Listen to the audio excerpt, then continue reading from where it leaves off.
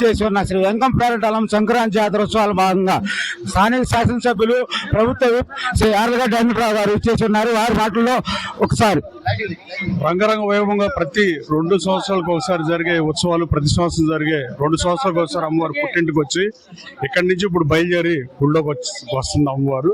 ఆ పూజా కార్యక్రమాలు అత్యంత ఘనంగా నిర్వహించారు.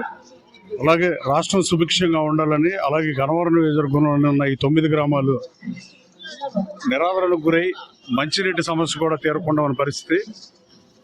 సో అమ్మవారిని కోరుకోమని ప్రసాదంపాడు గ్రామస్తుల్ని, రామవరపాడు గ్రామస్తులను కోరాను. నేను కూడా కోరుకున్నా. అతి తొందరగా, సాధ్యమైనంత తొందరగా విజయవాడ మున్సిపల్ కార్పొరేషన్లో కలిపితే ఈ రోడ్లకు కానీ, డ్రైనేజీలకు కానీ, అలాగే మంచినీటి సమస్య కానీ, అలాగే చెత్త సమస్య కానీ అన్నీ తీరాలంటే విజయవాడ మున్సిపల్ కార్పొరేషన్ కలపడం ఒకటే మార్గం. దీని మీద నేను చాలా రీసెర్చ్ చేసి వర్క్ చేశాను. ఏ రకంగా చూసినా మున్సిపాలిటీలో కలవటం న్యాయం, ధర్మం కూడా. ఈ ప్రాంత ప్రజల అవసరాలు తీరాలంటే విజయవాడ మున్సిపల్ కార్పొరేషన్లో కలిపి తీరాల్సిందే. కృష్ణా బ్యారేజీ 13 లక్షల ఎకరాలకు నీళ్లు అందిస్తుంది, సాగునీరు. కానీ తాగునీరు ఇక్కడ 2 కిలోమీటర్ల దూరం ప్రసాదంపాడు, రామవరపాడుకు అందించలేకపోతుందనే ఉద్దేశంతో నేను ముఖ్యమంత్రి గారితో మాట్లాడే ప్రభుత్వంతో చర్చిస్తా, ప్రభుత్వం మీద ఒత్తిడి తెచ్చైనా కలుపుదామని ప్రయత్నం చేస్తా. దానికి అమ్మవారి ఆశీస్సులు కూడా ఉండాలని మనస్ఫూర్తిగా కోరుకుంటున్నాను. మొదటిసారి మీ ఆధ్వర్యంలో నూతన పాలకవర్గం ఏర్పడింది. ఆ పాలకవర్గాన్ని మీరేమన్నా సలహాలు, సూచనలు ఏమన్నా? నేను పాలకవర్గం నియమిస్తున్న వరకు మనం సలహాలు ఇచ్చేదే పాలకవర్గం చైర్మన్, డైరెక్టర్లు చూసుకుంటారు అంతే. అంత ముందులాగా పాలకవర్గాన్ని నియమించకుండా అంతకుముందు 4-5 సంవత్సరాలు ఖాళీగా ఉంచిన పరిస్థితి. మా కాన్స్టిట్యున్సీలో ఉన్న ఏకైక పాలకవర్గం నియమస్థాయికి ఈ ఒక్క గుడే ఉంది.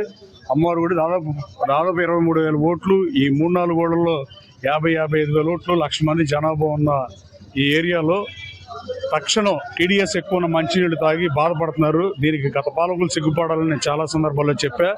నేను అమ్మవారి ఆశీస్సులు కూడా కోరా. ప్రభుత్వం ఎలాగూ ముఖ్యమంత్రి గారితో, చంద్రబాబు గారితో, లోకేష్ బాబుతో, పవన్ కళ్యాణ్ గారితో మాట్లాడతాను. దానికి తోడు అమ్మవారి ఆశీస్సు కూడా ఉండి త్వరలో మున్సిపల్ కార్పొరేషన్ కలపడం, అన్ని సమస్యలకి ఒకే ఒక పరిష్కారం మున్సిపాలిటీలో కలపడం. అది నియోజకవర్గ చరిత్రలో రామవరపాడు గ్రామంలో ఎప్పుడు రాని మెజార్టీ. మీకు 6,300 రామవరపాడు గ్రామాన్ని తెచ్చుకొచ్చారు.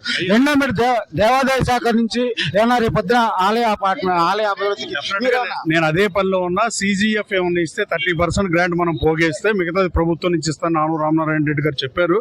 డెఫినెట్ గా ఆలయాన్ని అభివృద్ధి చేస్తా. నేను దైవభక్తుడిని, నాకేం మొక్కు లేకపోయినా కనకదుర్గమ్మ అమ్మవారికి 40 కేజీల వెండి పల్లకి 2,000 ఇచ్చా. పేపర్లో చదివిచ్చా. శాసనసభ్యుడిగా ఉండి, ప్రభుత్వంలో విప్గా ఉండి, ప్రభుత్వంలో పాటుగా ఉండి ఎట్టి పరిస్థితులు కాదు CGF ఫండ్ పోగేయటమే కమిటీతో మాట్లాడతా. రాబోయే కాలంలో గన్నవరం నియోజకవర్గం గుళ్ళ అభివృద్ధికి నా వల్ల అయింది ప్రతిదీ చేస్తా. దేవుడు మనందరికన్నా అబౌవ్. డెఫినెట్ గా దేవాలయాన్ని కాపాడాల్సిన బాధ్యత ఉంది. అలాగే 28 గుళ్ళకి ప్రతి నియోజకవర్గంలో ఇచ్చారు. 28 గుళ్ళలో టీటీడీ సహకారంతో 28 గుళ్ళలను అభివృద్ధి చేయబోతున్నాం ఈ నియోజకవర్గంలో. Thank you. ప్రజలకి, దేశ విదేశాల్లో ఉన్న తెలుగువాళ్ళందరికీ, ముఖ్యంగా నా గన్నవరం నియోజకవర్గ ప్రజలందరికీ సంక్రాంతి శుభాకాంక్షలు తెలియజేస్తున్నా. హ్యాపీగా సంక్రాంతి, కనుమ, అలాగే భోగి పండుగలను జరుపుకోవాల్సిందిగా కోరుకుంటున్నా.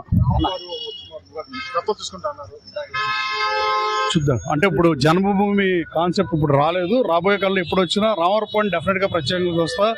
నాకు అత్యంత ఎక్కువ మెజారిటీ ఇచ్చి కనీసం నా ప్రత్యర్థికి నాకు వచ్చిన మెజారిటీ అన్ని ఓట్లు కూడా రాని ఊళ్ళు ఈ 2 ఊళ్ళు, రామవరపాడు కానీ, ప్రసాదంపాడు కానీ. రామవరపాడుని డెఫినెట్ గా ప్రత్యేకంగా చూస్తా.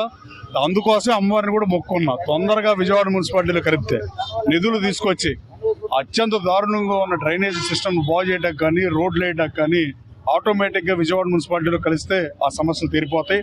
అలాగే చెత్త సమస్య కూడా తీరిపోయే పరిస్థితి. ఇంత పెద్ద పంచాయతీలైనా ఆదాయం తక్కువగా ఉండి కనీసం శానిటరీ వర్కర్ల జీతాలు కూడా సరిగ్గా ఇవ్వలేని పరిస్థితులు ఈ పంచాయతీలు ఉండడం చాలా బాధాకరం. గత పాలకులు, ఎంపీలు, ఎమ్మెల్యేలు దీని మీద దృష్టి పెట్టలేదు. కానీ నేనైతే ప్రత్యేక దృష్టి పెట్టి నేను విజయవాడ మున్సిపాలిటీలో కలపరిచిందిగా పోయిన శాసనసభ సమావేశాలు సెప్టెంబర్లో కోరా. ముఖ్యమంత్రి గారిని, మంత్రుల్ని కోరా, లోకేష్ బాబుని, పవన్ కళ్యాణ్ గారు కూడా కోరా. రాబోయే కాలంలో ఎట్టి పరిస్థితి జరిగి తీరుతుంది. దానికి అమ్మవారి ఆశీస్సులు కూడా కావాలని కోరుకుంటున్నాను. Thank you.